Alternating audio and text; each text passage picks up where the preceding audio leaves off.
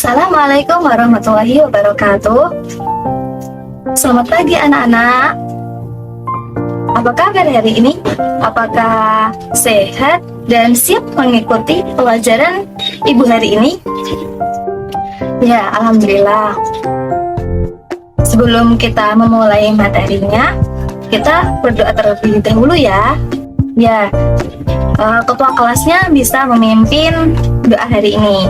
Siapa yang jadi ketua kelas di kelas ini? Oh ya, monggo tolong dipimpin ya Mas. Untuk ketua kelasnya, terima kasih ya. Yang hari ini tidak masuk siapa ya? Ada nggak? Apakah nihil semuanya?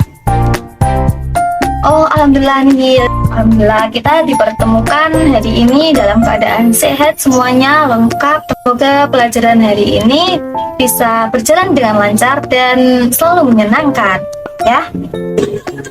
Oke, sekarang ada yang ingat tidak materi sebelumnya itu membahas apa ya? Oh, gimana Mas Dani? Kemarin bahas apa ya? Oh iya, kemarin membahas akhlak terpuji dan akhlak tercela ya. Apakah ada yang masih ingat apa itu akhlak terpuji dan akhlak tercela? Singkat saja. Ada yang tahu tidak? Oke, silahkan Mbak Mutiara untuk menjelaskan apa itu akhlak terpuji dan akhlak tercela. Oke, terima kasih Mbak Mutiara. Yang dikatakan Mbak Mutiara itu benar sekali. Akhlak terpuji yaitu sikap atau perbuatan kita yang baik melalui ucapan atau perbuatan yang kita lakukan sesuai dengan ajaran Islam. Begitupun akhlak tercela, sikap atau perbuatan kita yang tidak sesuai dengan syariat Islam. Jadi, pada intinya akhlak terpuji dan akhlak tercela itu tidak saling berkaitan, akan tetapi sangat bertolak belakang. Semoga anak semua terjauhkan dari sikap akhlak tercela ya. Lalu materi yang selanjutnya yaitu materi mengenai, ada yang tahu? Ya, mengenai Isra Mi'raj. Sebelum Ibu menjelaskan apa itu Isra Mi'raj, maka Ibu akan memaparkan tujuan kita belajar Isra Mi'raj itu apa sih? Ya, tujuan pembelajaran materi mengenai Isra Mi'raj. Yang pertama, siswa dapat memahami apa itu pengertian Isra Mi'raj. Yang kedua, siswa dapat menyebutkan dalil-dalil tentang Isra Mi'raj. Yang ketiga, siswa dapat mengetahui sebab-sebab yang terjadi pada saat Nabi Muhammad Isra Mi'raj. Yang keempat, siswa dapat menyebutkan perjalanan yang ditempuh Nabi Muhammad SAW pada waktu Isra Mi'raj.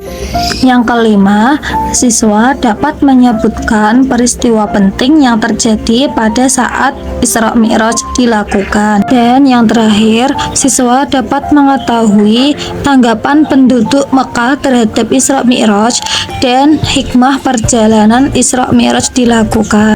Selanjutnya, Ibu akan menampilkan materi bahan ajar di slide PPT. Dan anak-anak tolong disimak dengan baik ya materi yang Ibu jelaskan nanti. Oke, setelah Ibu membacakan tujuan kita mempelajari Isra Mi'raj, Ibu akan menjelaskan apa itu pengertian Isra, apa itu pengertian Mi'raj, agar anak-anak memahami apa itu Isra dan Mi'raj. Isra adalah perjalanan Nabi Muhammad SAW dari Masjidil Haram ke Masjidil Aqsa yang ada di Palestina.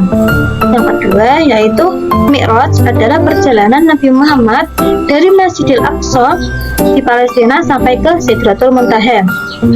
Secara singkat, pengertian Isra Mi'raj yaitu dua perjalanan yang dilakukan Nabi Muhammad SAW pada waktu yang sangat singkat, yaitu 1 malam saja. Itu sangat di luar akal manusia ya, karena yang bisa melakukan hal tersebut hanya Nabi Muhammad.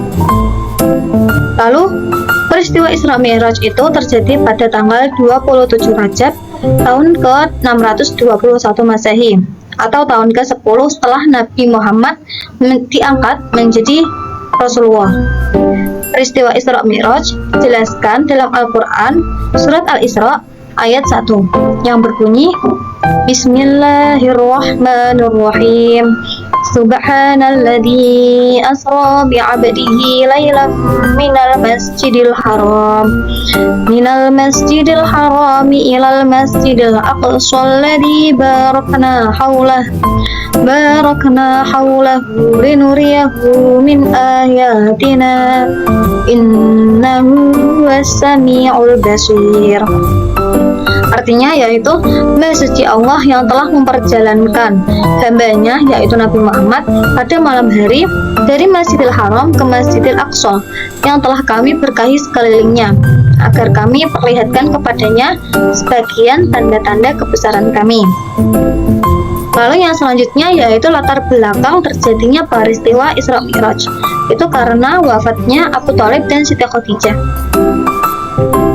Abu Thalib itu siapa? Siti Khadijah itu siapa? Itu akan menjelaskan Abu Thalib yaitu pamannya Nabi Muhammad SAW yang belum sempat masuk Islam, yang belum sempat masuk Islam dan meninggal duluan. Lalu Siti Khadijah itu seseorang atau perempuan yang pertama kali disunting oleh Rasulullah SAW. Hal ini membuat Nabi Muhammad SAW merasa sangat sedih karena kehilangan dua orang yang sangat disayangi dan sangat dicintai beliau. Dua orang ini merupakan pembela dakwah Islam Nabi di Mekah yang mendukung Nabi Muhammad pertama kali. Wafatnya Abu Thalib dan Siti Khadijah dinamakan Amul Husni atau tahun kesedihan. Wafatnya Abu Thalib dan Siti Khadijah membuat orang-orang Quraisy semakin gencar mengancam dan menindas Nabi Muhammad SAW. Dalam keadaan tersebut, Allah Subhanahu wa Ta'ala kemudian mengutus malaikat Jibril untuk menjemput Nabi Muhammad SAW. Yang dimana pada malam itu Nabi Muhammad sedang merenung di serambi Masjidil Haram. Malaikat Jibril pun mendekati dan mengajak beliau untuk melakukan perjalanan jauh dengan mengendarai buraq. Lalu perjalanan Isra dari Masjidil Haram ke Masjidil Aqsa. Yang pertama, Nabi Muhammad mengendarai buraq yang dibawa malaikat Jibril dari surga. Ini Isra Mi'raj itu langsung perintah dari Allah Subhanahu wa Ta'ala untuk Nabi Muhammad agar Nabi Muhammad itu tidak bersedih. Lalu yang kedua yaitu saat sampai di Masjidil Aqsa, Nabi berhenti untuk melaksanakan sholat 2 rakaat di Madinah. Malaikat Jibril pun menjelaskan bahwa nanti Nabi akan berhijrah di tempat ini kelak. Yang ketiga, malaikat Jibril menyuruh Nabi turun untuk sholat sunnah 2 rakaat di Bukit Sur Sinah, yaitu tempat Nabi Musa berbicara langsung dengan Allah Subhanahu wa Ta'ala.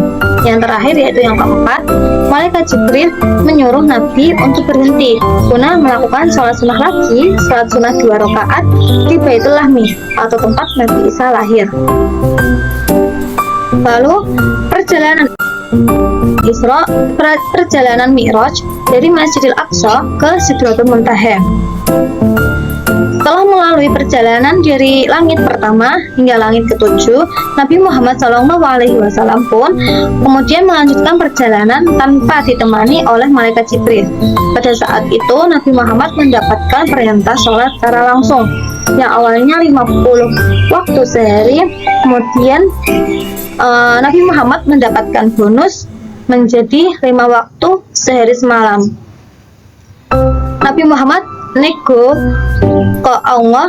Nabi Muhammad selalu bolak-balik dari langit ke langit untuk demi umatnya mendapatkan sholat yang mendapatkan keringanan sholat.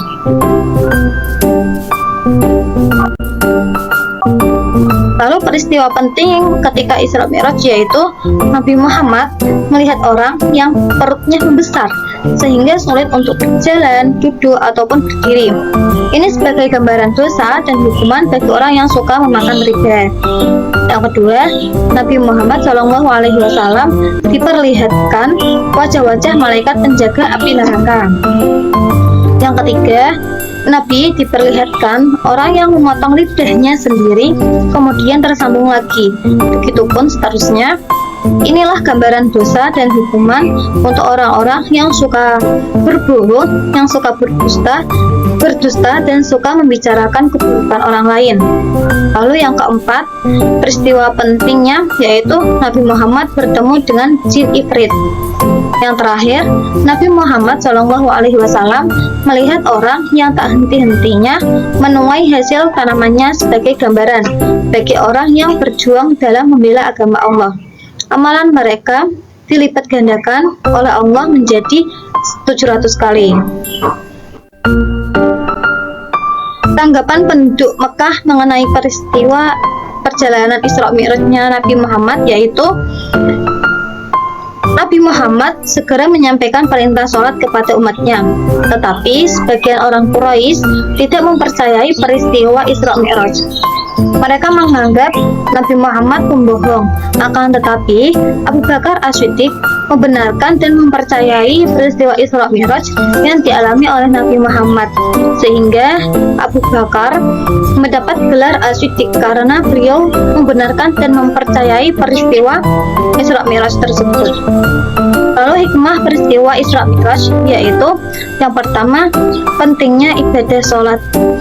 Kita harus mengingat perjalanan, mengingat perjuangannya Nabi Muhammad naik dari langit ke-1 sampai ke langit ke-7 demi umatnya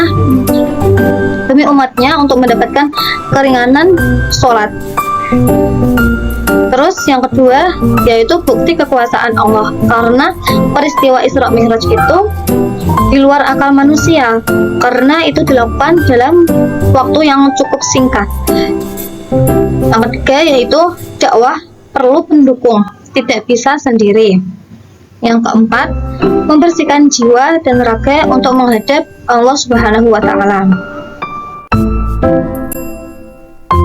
Terus selanjutnya yaitu nabi-nabi yang bertemu dengan Nabi Muhammad adalah pada langit pertama Nabi Muhammad bertemu dengan Nabi Adam. Pada langit kedua Nabi Muhammad bertemu dengan Nabi Yahya. Lalu pada langit yang ketiga Nabi Muhammad bertemu dengan Nabi Isa. Pada langit keempat Nabi Muhammad bertemu dengan Nabi Yusuf. Pada langit yang kelima Nabi Muhammad bertemu dengan Nabi Idris. Yang keenam, pada langit keenam Nabi Muhammad bertemu dengan Nabi Harun. Pada langit ketujuh Nabi Muhammad bertemu dengan Nabi Musa. Dan yang kedelapan, pada langit ke-8 Nabi Muhammad bertemu dengan Nabi Ibrahim.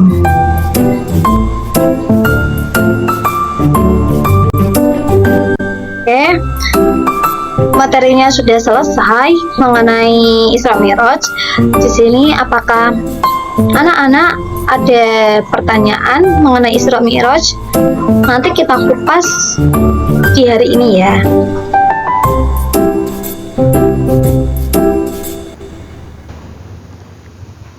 Apakah di sini ada yang mau bertanya mengenai Isra Mi'raj yang dijelaskan tadi? Oh iya, Mbak Fafa.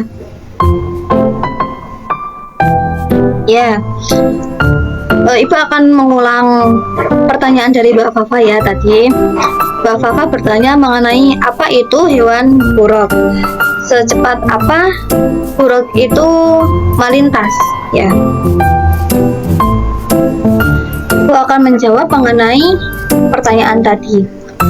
Buruk merupakan hewan istimewa yang berasal dari surga dengan badan warnanya putih serta lebih tinggi dari keledai dan lebih kecil dari bagol, serta langkahnya sejauh mata memandang, serta memiliki 2 telinga yang sangat panjang.